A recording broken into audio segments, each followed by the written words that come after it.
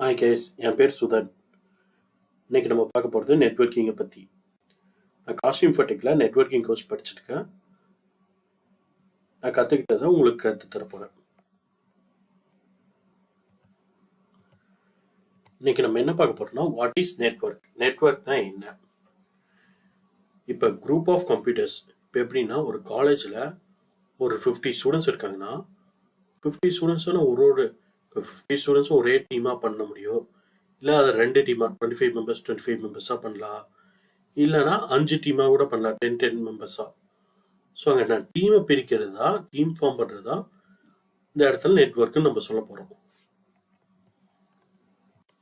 ஒரு கம்பெனியில் ஒரு 50 பிசி இருக்குன்னா அந்த 50 பீஸை நான் 2 குரூப்பாக பிரிக்கிறேன். ஸோ ஒரு 25 பிசி, ஒரு 25 பிசி. ஸோ இந்த 25 பிசி தான் ஒரு நெட்வொர்க்கை நான் ஃபார்ம் பண்ணுறேன். அதே மாதிரி இன்னொரு 25 பிசியை ஒரு நெட்வொர்க்காக ஃபார்ம் பண்ணுறோம். அது எப்படின்னா இந்த மாதிரி ஒரு குரூப் ஆஃப் கம்ப்யூட்டர்ஸ் ஒரு இதை ஃபார்ம் பண்ணிக்கிறோம். இப்போ a network consists of 2 or more computers that are linked in order to share resource.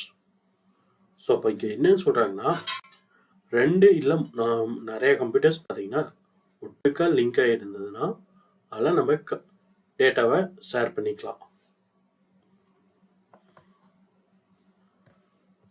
Thank you guys.